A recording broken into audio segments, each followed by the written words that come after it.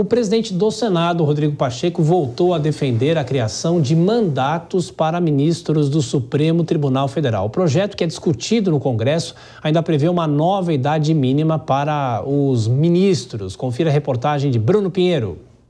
O presidente do Senado, Rodrigo Pacheco, voltou a defender a criação de mandatos para ministros do Supremo Tribunal Federal e limitar as decisões individuais monocráticas dos magistrados. Pacheco disse que os projetos devem avançar este ano no Congresso Nacional. No ano passado, o Senado Federal votou uma proposta de emenda à Constituição que limita as decisões monocráticas do Supremo Tribunal Federal, não para impedi-las em todos os casos, mas para garantir que na declaração de inconstitucionalidade de uma lei, isso se dê pelo colegiado e não por uma decisão monocrática, assim como as decisões do presidente da República, do presidente do Senado e do presidente da Câmara também serem, se objeto de discussão no âmbito do Supremo Tribunal Federal, por decisões colegiadas e não monocráticas. Em novembro do ano passado, o Senado aprovou a proposta que veta decisões individuais de ministros, desembargadores e juízes que suspendam a validade de leis e de atos dos presidentes da República, da Câmara e do Senado. Atualmente, não há limitação para esse tipo de medida.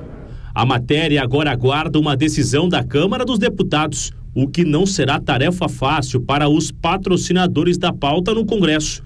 Nesta quarta-feira, o ministro decano do STF, Gilmar Mendes, disse que essa limitação atrapalha a tomada de decisões em muitos casos. Em muitos casos, isso afeta e impede decisões que certamente acabarão sendo tomadas e depois discutidas. Isso é um debate que nós temos que aprofundar, ter muito cuidado. Também é discutido no Senado a proposta que cria mandato de 8 anos, assim como o dos senadores, para ministros do STF com direito à recondução. O projeto aumenta para 55 anos a idade mínima exigida aos membros da Corte. Hoje a idade vai de 35 a 70 anos.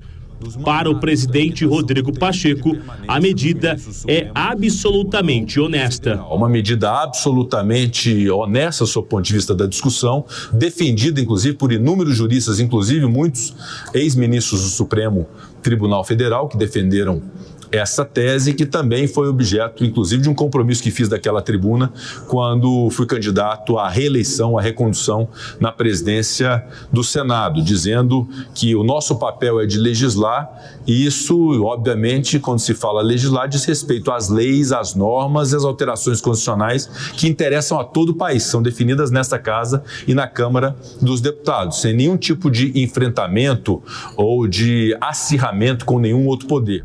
Atualmente, os 11 ministros da Corte são indicados pelo Executivo e depois os nomes são confirmados pelo Senado. As propostas são vistas no meio político como respostas a discussões recentes do STF.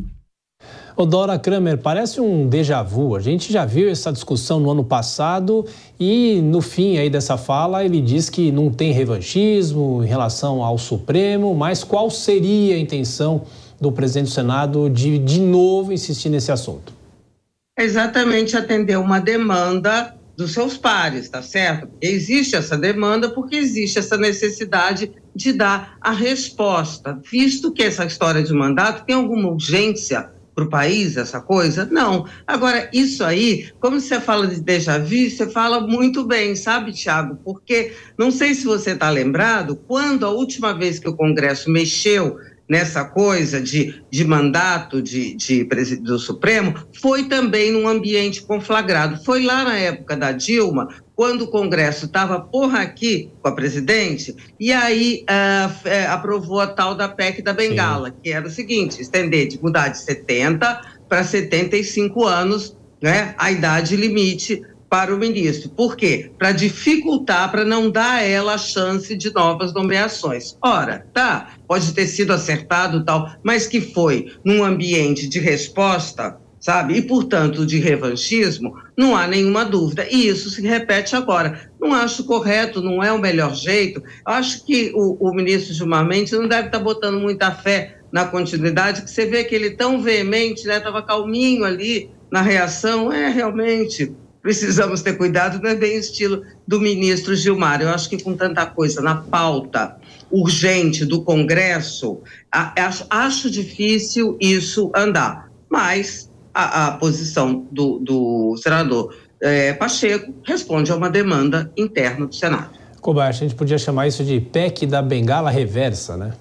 Agora não é do ponto de vista da saída, do ponto de vista da entrada, né? A questão da idade envolvendo os 55 anos, no mínimo, para ser ministro da Suprema Corte, o que eu acho interessante. É discutível, sim. Acho que é um projeto viável, até porque, Tiago, nos tribunais de justiça, nos estados principalmente, ninguém chega ao cargo de desembargador, ou seja, um magistrado de segundo grau, se não for mais ou menos com essa idade, mais do que 50 anos.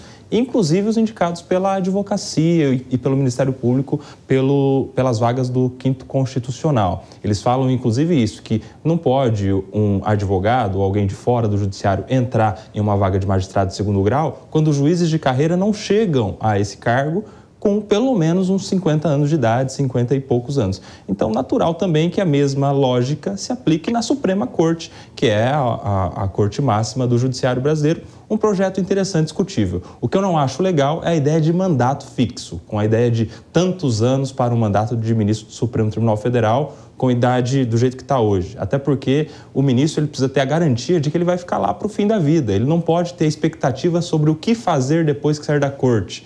Porque, de repente, ele pode ir para a advocacia em projetos que ele está julgando hoje, em ações, em clientes, em interessados em causas da Suprema Corte. Então, a gente precisa ter a vitalicidade como um instrumento de garantia da isenção do magistrado.